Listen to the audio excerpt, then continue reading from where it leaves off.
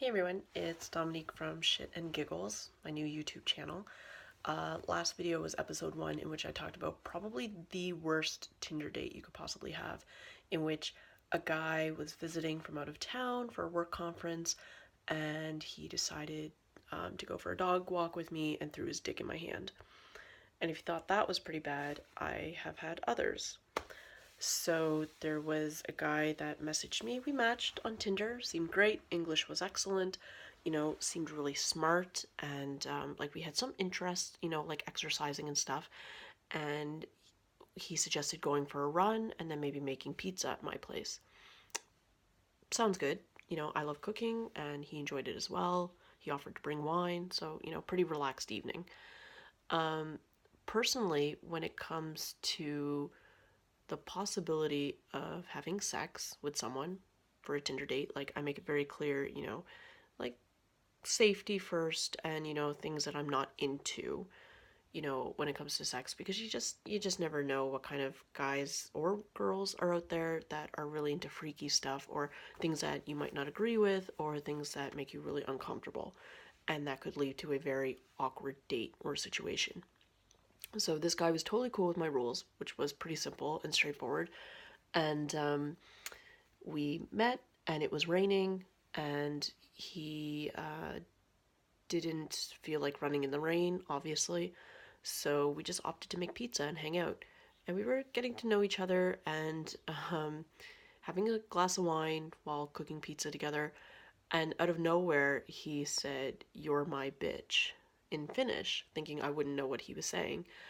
And I was just like, that's not cool. I'm not anybody's bitch. I think it's rude. It's unnecessary to call names like that. That's just wrong. And then, he apologized. And then things got a little heated.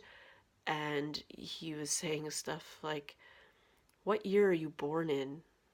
And I was like, "I don't know why it matters, but okay, I'm born in this year." He's like, "Oh, well, I've had someone younger than you."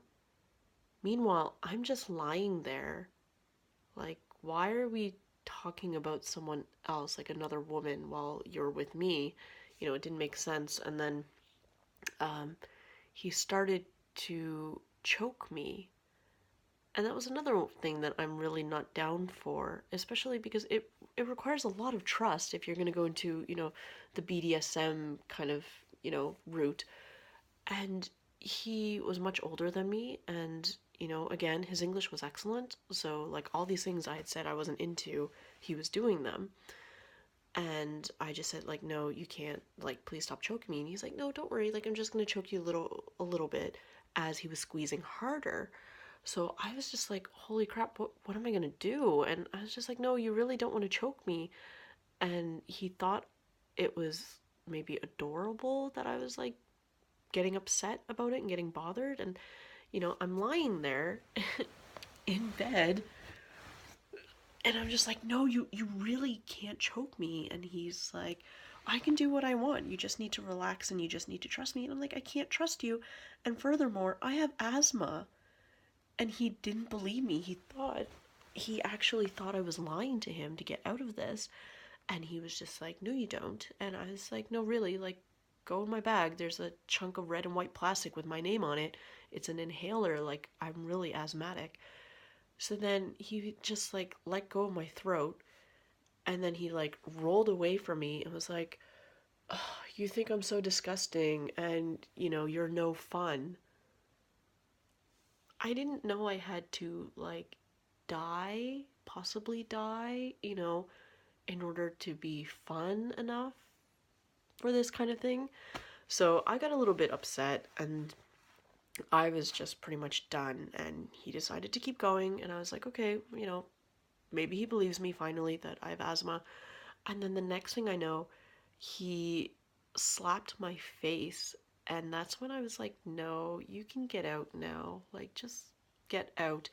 And his excuse, he was like, "Are you serious? Like, I didn't even slap you hard." And I'm like, I don't want to be slapped at all. I think it's rude, it's unnecessary, it's mean. I don't know you, like, no. And I don't owe you the opportunity to beat me up. And then finally, like, I kicked him away and, kicked him out. And he was like, well, what am I going to do? Like, I didn't get a hotel, blah, blah, blah. And it's like, you're very well off. You're a businessman. You have connections. You walked in my door with 2 cell phones and 2 different tablets, and you're hooked up on my Wi-Fi. I'm sure you can book a hotel. And, the bus stop is nearby, and, the it was just ridiculous. Like, you can take a cab or you can sleep in your car for all I care.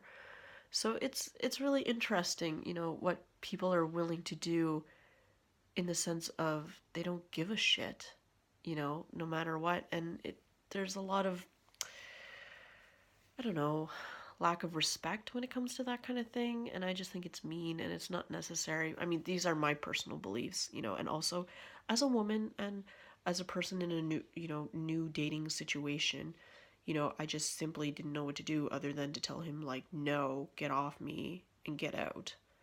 So hopefully none of you guys experience that, because that was pretty weird. And believe it or not, I have other bad Tinder dates. Anyway, thanks so much for watching. Have a great day. Bye.